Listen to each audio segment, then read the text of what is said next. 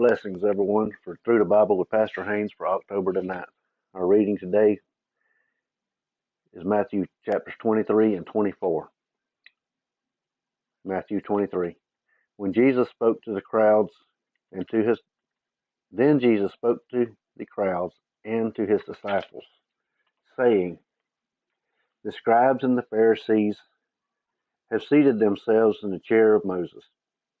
Therefore, all that they tell you do not observe, but do not do according to their deeds, for they say things and do not do them.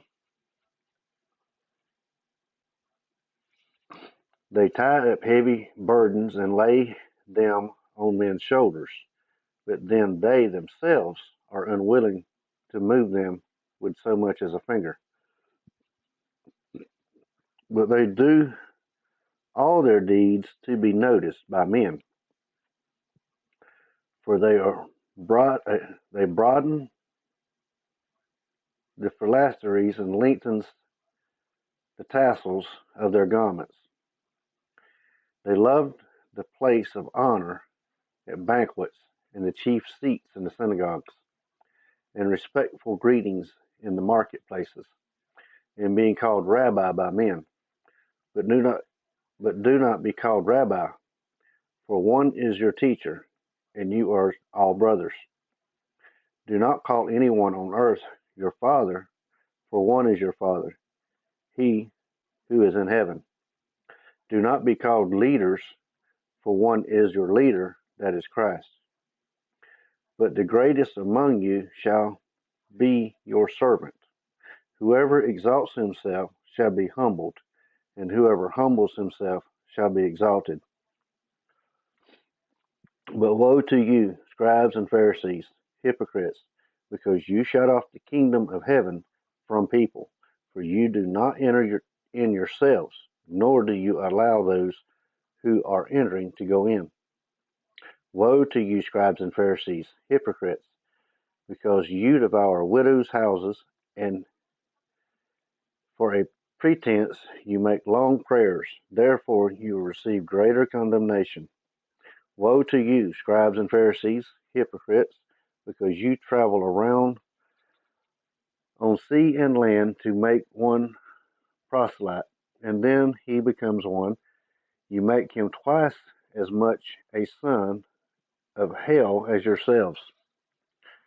Woe to you, blind guides, who say, whoever swears by the temple, that is nothing, but whoever swears by the gold of the temple is obligated. You fools and blind men, which is more important, the gold or the temple that sanctified the gold? And whoever swears by the altar, that is nothing, but whoever swears by the offering on it is obligated. You blind men, which is more important, the offering or the altar that sanctifies the offering? Therefore, whoever swears by the altar swears both by the altar and by everything on it. And whoever swears by the temple swears both by the temple and by him who dwells within it. And whoever swears by the heaven swears both by the throne of God and by him who sits upon it. Woe to you, scribes and Pharisees, hypocrites, for you tithe mint and dill and cumin, and have neglected the weightier provision of the law, justice and mercy and faithfulness. But these are the things you should have done without neglecting the others. You blind guides, who strain out a gnat and swallow a camel. Woe to you, scribes and Pharisees, hypocrites, for you clean the outside of the cup and of the dish, but inside they are full of robbery and self-indulgence. You blind Pharisee, first clean the inside of the cup and of the dish, so that the outside of it may become clean also. Woe to you, scribes and Pharisees, hypocrites, for you are like whitewashed tombs, which on the outside appear beautiful, but inside they are full of dead men's bones and all uncleanliness. So you, too, outwardly appear righteous to men, but inwardly you are full of hypocrisy and lawlessness. Woe to you, scribes and Pharisees, hypocrites, for you build the tombs of the prophets and adorn the mountains of the righteous, and say, if we had been living in the days of our fathers, we would not have been partners with them in shedding of the blood of the prophets. So you testify against yourselves that you are the sons of those who murdered the prophets. Fill up, then, the measure of the guilt of your fathers. You serpents, you brood of vipers, how will you escape the sentence of hell? Therefore, behold, I am sending you prophets and wise men and scribes. Some of them you will kill and crucify, and some of them you will scourge in your synagogues and persecute from city to city, so that upon you may fall the guilt of all the righteous blood shed on earth, from the blood of righteous Abel to the blood of Zechariah, the son of Berechiah, whom you murdered between the temple and the altar. Truly I say to you, all these things will come upon this generation. Jerusalem, Jerusalem, who kills the prophets and stones those who are sent to her. How often I wanted to gather your children together, the way a hen gathers her chicks under her wings, and you were unwilling. Behold, your house is being left to you desolate. For I say to you, from now on you will not see me until you say, blessed is he who comes in the name of the Lord. Chapter 24. Jesus came out from the temple and was going away, when his disciples came to point out the temple building to him. And he said to them, do you not see all these things? Truly I say to you, not one stone here will be left upon another which will not be torn down. And he was sitting on the Mount of Olives. The disciples came to him privately, saying, tell us, when will these things happen? And what will the sign of your coming and the sign of the end of age? And Jesus answered and said to them, see to it that no man misleads you. For many will come in my name, saying, I am the Christ, and will mislead many. You will be hearing of wars and rumors of wars. See that you are not frightened, for those things must take place, but that is not yet the end. For the nation will rise against nation, and kingdom against kingdom, and in various places there will be famines, earthquakes. But all these things are merely the beginning of birth pangs. Then they will deliver you to tribulation, and they will kill you, and you will be hated by all nations because of my name. At that time many will fall away and will betray one another and hate one another. Many false prophets will rise and will mislead many, because lawlessness is increased. Most people's love will grow cold, but the one who endures to the end will be saved.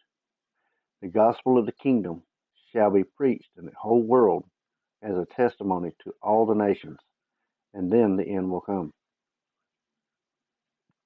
Therefore, when you see the abomination of desolation, which was spoken of through Daniel the prophet, standing in the holy place, then those who are in Judea must flee to the mountains. Whoever is on the housetop must not go down to get things out of that are in his house.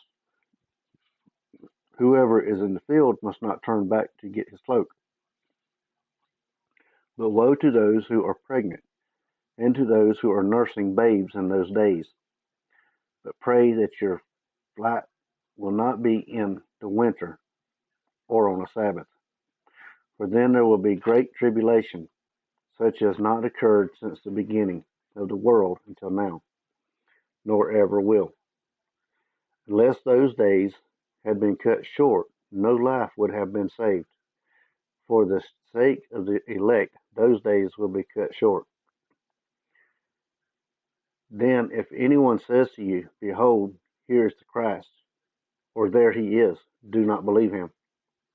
For false Christs and false prophets will arise and will show great signs and wonders, so as to mislead, if possible, even the elect. Behold, I have told you in advance. So if they say to you, Behold, he is in the wilderness, do not go out. Or, Behold, he is in the inner rooms, do not believe them. For just as the lightning comes from the east and flashes even into the west, so will the coming of the Son of Man be. Wherever the corpse is, there the vultures will gather. But immediately after the tribulation of those days, the sun will be darkened, and the moon will not give its light, and the stars will fall from the sky, and the powers of the heavens will be shaken. And then the signs of the Son of Man will appear in the sky. And then all the tribes of the earth will mourn, and they will see the Son of Man coming on the clouds of the sky with power and great glory. And he will send forth his angels with a great trumpet, and they will gather together his elect from the four winds, from one end of the sky to the other. Now learn the parable from the fig tree. When its branches has already become tender, and it puts forth its leaves, you know that summer is near. So you too, when you see all these things, recognize that he is near, right at the door. Truly I say to you, this generation will not pass away until all these things take place. Heaven and earth will pass away, but my words will not pass away. But all of, but of that day and hour no one knows, not even the angels of heaven, nor the Son, but the Father alone. For the coming of the Son of Man will be just like the days of Noah.